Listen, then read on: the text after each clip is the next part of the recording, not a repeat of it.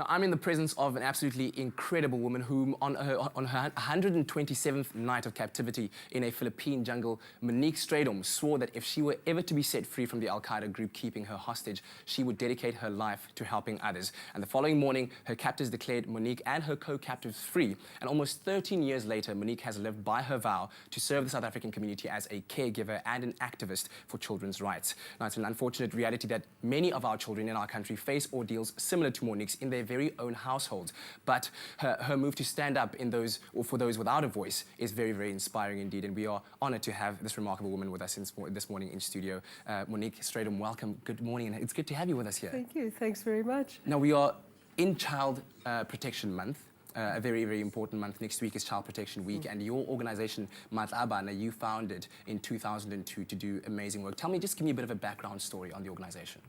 Yes, I was asked to write a petition to the government after the rapes of babies Lerato and Sepang.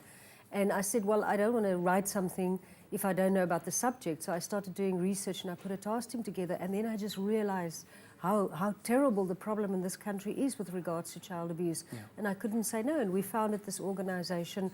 And our main focus is to help children who report the crimes against them. Yeah. And over the years, I mean, doing so much work, what have you found to be some of the biggest challenges that you have to deal with, not only in keeping the organization together to make it work, but to also keep it functioning efficiently so that when victims come in, they report that they get the necessary help?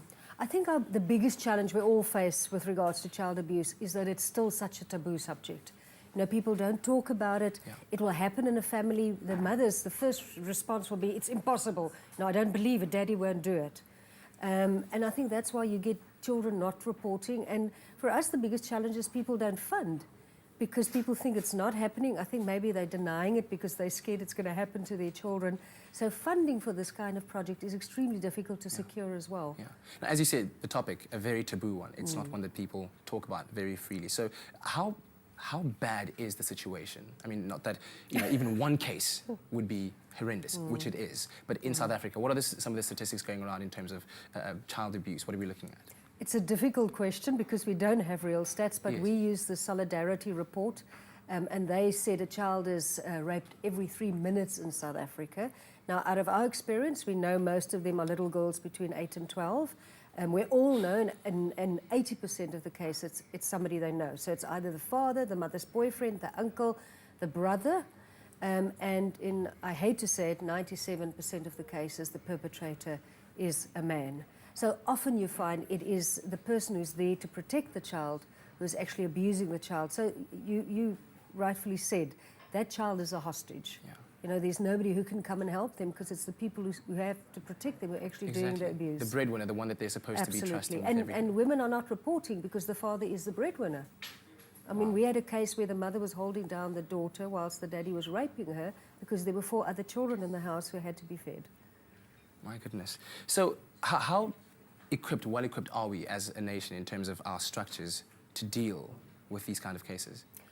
We're not equipped at all. That's the harsh reality. We wanted to do a project where we had a reporting line, a direct reporting line, and we were phoned by a government department to say to us, please don't do this because we won't be able to cope with the reporting. And that is the harsh reality. You know, we have a very unsympathetic and sympathetic reporting system. We're failing our children in all aspects when it comes to reporting, but we still ask people, please report. Even if we know it's a traumatic experience, because if we don't put those perpetrators behind bars, they will keep on perpetrating and they will keep on hurting children. And like you were saying just now to me that it starts off with someone who's a rapist and then they evolve and then become a serial killer at the end of the day. So they're not only a danger to our children, but to our whole entire society then. That's right. The Sunday rapist is a very good example. They start with 1 rape and then it's 2 rapes and eventually they escalate into serial murder because they're not satisfied anymore. Tell me, how do people get involved? Because we as a country need to start being active citizens and really to start tackling issues like this head on. And I think that teaming up with an organization like yours, that can be done. So how do we reach out to you? How do we help you and make it easier for you to do your work? Well, if you're just a member of the public, the first thing is to celebrate Child Protection Week with us. Yes. Wear your green ribbon and report crimes and become sensitive. Look at the signs and symptoms of abuse within your own child. We've had a case now where a high school boy was raped by another friend, and the parents didn't pick it up, and he showed all the signs and symptoms. Report. It's your responsibility to report if you know about this. And you're saying there's a specific way of doing it? Yes, that needs to be handled. It's very important. The best is to go straight to the police. You can make a case even if you're not sure, but just open that case and they will refer it to the FCS unit, which is the All Child Protection Unit, and they experienced people, they train to take statements, they train to help the child, and I can definitely confirm that they always look after the best interest of the child.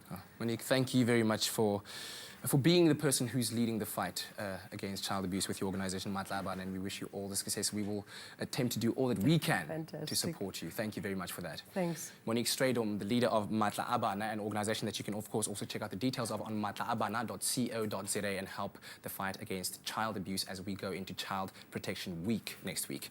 We'll be back right now on Express Your Thoughts More.